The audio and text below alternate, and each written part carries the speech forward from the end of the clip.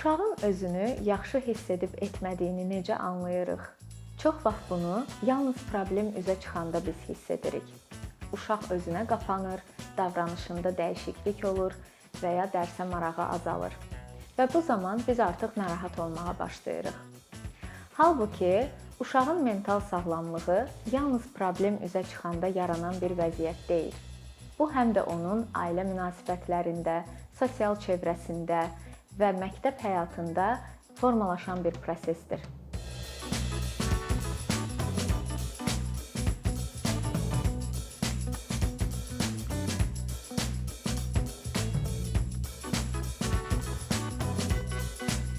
Son illərdə uşaqlar və gənclərlə işləyərkən, həmçinin uşaqlarla mental sağlamlıqla bağlı elmi tədqiqat apararkən bu mövzuya daha geniş baxmağın vacibliyini gördüm.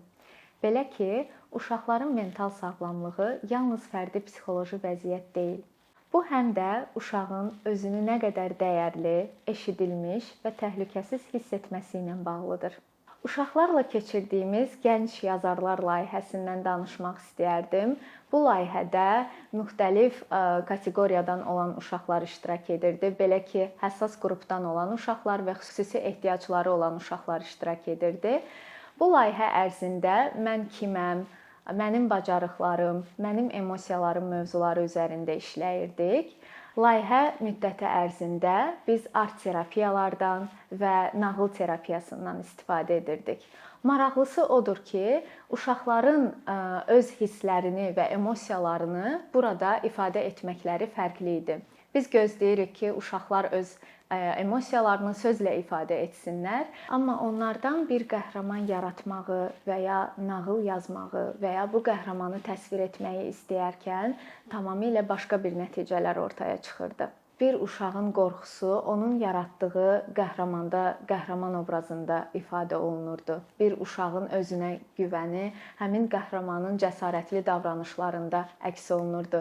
Bir uşaq isə daxili dünyasını öz rəsmləri ilə ifadə edirdi. Xüsusilə bir hadisə yadımdadır. Uşaqlardan birində bir qəhrəmanın təsvirini edərkən həmin qəhrəman əslində hamını qorumalı idi və cəsarətli bir obraz kimi təsvir olunurdu.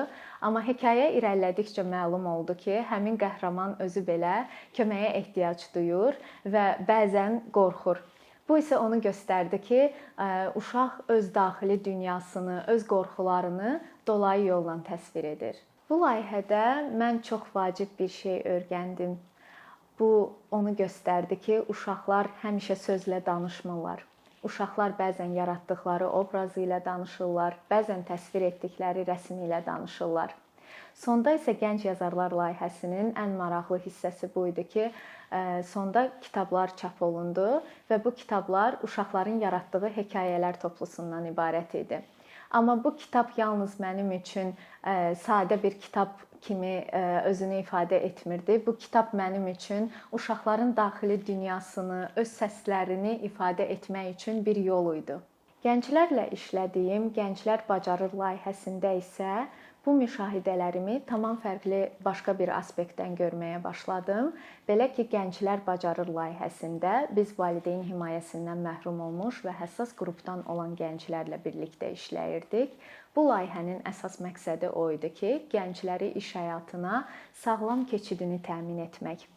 Və burada biz gəncləri karyera ilə bağlı gücləndirirdik, həmçinin sosial bacarıqlarını inkişaf etdirirdik və onları, belə deyək, iş həyatına hazırlayırdıq. Amma burada belə bir məqam ortaya çıxırdı ki, uşaqlar bəzən bu yolda özünü çox özgüvənsiz hiss edirdi və tərəddüd edirdi. Gələcəklə bağlı qayğılar yaranırdı, gələcəklə bağlı qeyri-müəyyənlik onları narahat edirdi. Bu anda biz anladıq ki, artıq gənclərlə biz yenidən başlamalıyıq, tam başdan başlamalıyıq və gənclərlə onları karyera bacarıqlarını və biliklərini artırmaqdan öncə biz onların mental sağlamlığını gücləndirməli olduq. Bəzən bunu çox sadə situasiyalarda görürdük. Gənclər iş müsahibəsinə hazırlıq mərhələsindən belə imtina etməyə başlayırdılar. Bu o demək deyil ki, onlar bacarıqsız idilər. sadəcə özləri ilə bağlı qorxuları var idi. Halbuki bir müddət sonra gənclər mentorluq və bu yolda bizimlə daha inamlı addımlar atmağa başladılar. Çünki öz güclərini, özlərini artıq kəşf etmişdilər. Bu baxımdan iş həyatına hazırlıq təkcə CV yazmaq və yaxud da sosial və iş bacarıqlarına yiyələnmək kimi ifadə olunmur. Ona görə də biz ən başdan başlayaraq birinci olaraq gəncin mental sağlamlığını gücləndirərək daha sonra onları bu kimi iş bacarıqlarına və sosial bacarıqlarının inkişafına yönləndirdik. Nəticədə həm mental sağlamlıq, həm də təlim və karyera bacarıqları birləşdikdə gənclər özlərini daha rahat ifadə etməyə başladılar.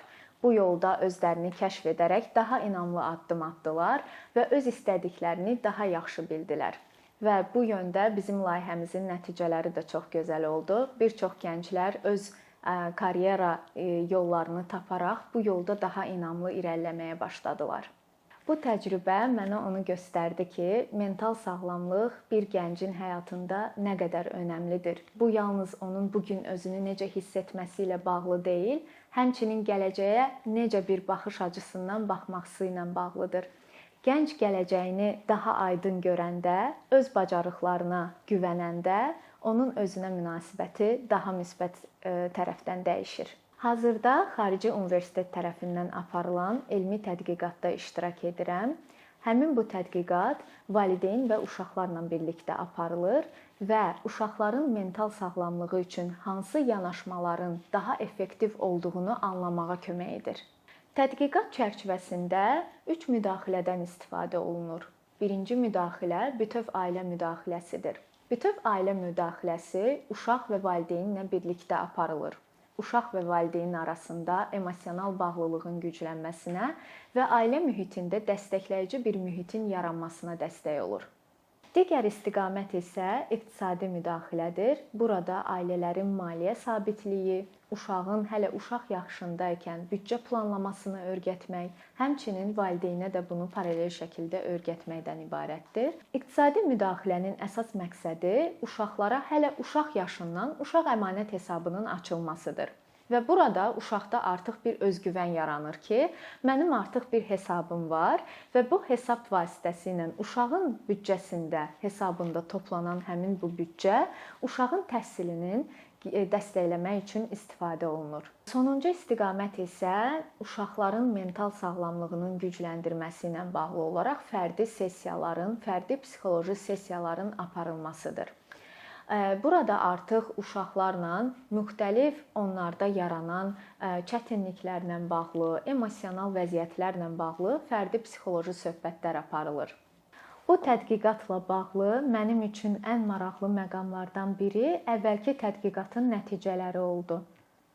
Əvvəlki tədqiqatın nəticələrindən bizim gözləntimiz tamamilə fərqli idi. Belə ki, bizim üçün fərdi psixoloji dəstək daha effektiv və daha güclü hesab olunduğu halda tədqiqatın nəticəsi onu göstərdi ki, bütöv ailə müdaxiləsi daha çox uşaqların belə deyək, həyatında böyük dəyişikliklər yaradıb. Çünki burada səbəb odur ki, bütöv ailə ilə işləyərkən biz artıq təkcə uşaqla deyil, həm uşaq, həm valideynlə birlikdə işləmişik və bu daha böyük effekt yaratdı. Çünki hər bir dəyişiklik hər iki tərəfdə baş verdi. Həm valideyn tərəfdə, həm də uşaq tərəfdə. Fərdi psixoloji seansların uşaqla aparılması isə bu bizə o nəticəni verdi ki, biz hər nə qədər uşaqla məşğul olsaq da, uşağın mental sağlamlığını gücləndirsək də, uşaq yenə həmin problemli ailəyə qayıdır. Və ona görə də etdiyimiz dəyişikliklər demək olar ki, hər hansı bir nəticəyə gətirib çıxartmır. Bu təcrübə mənə bir daha onu göstərdi ki, uşağın mental sağlamlığı ilə bağlı biz hər hansı bir dəyişiklik yaratmaq istəyiriksə, onu gücləndirmək istəyiriksə, burada təkcə bunu biz uşaqla deyil, onun həm də valideynləri ilə bir yerdə aparmalıyıq. Çünki burada uşağın ailə münasibətləri və sosial mühiti ona birbaşa təsir göstərir. Uşaqlarla işləyərkən hisslərin bəzən sözlərlə deyil, yaratdığı hekayələrlə, obrazlarla və rəsmlərlə təsvir olunduğunu gördüm. Gənclərlə işləyərkən onların yeni bacarıqlara yiyələnməsini və daima yeni bir şeylər öyrənməsini deyil, onlara həm də gələcəklərinə böyük inamla və tərəddüd etmədən baxmaqlarına ehtiyac duyduqlarını gördüm. Hazırda iştirak etdiyim elmi tədqiqat isə onu göstərir ki, biz yalnız uşağa yönəlməli deyilik. Biz həm də onun ailəsinə və onun ətrafına yönəlməliyik. Bu fərqli təcrübələrin hamısı məni eyni nəticəyə gətirib çıxardı. Belə ki, uşaqların mental sağlamlığı yalnız fərdi psixoloji vəziyyət deyil. Bu həm də onların ətrafında qurulan münasibətlərin keyfiyyəti ilə bağlıdır. Ailə münasibəti, məktəb münasibəti və icma münasibəti ilə bağlıdır. Və çox vaxt uşağın həyatında onu anlayan, onu dinləyən və ona inanan bir böyüyün olması bizim düşündüyümüzdən də böyük bir fərq yaradır.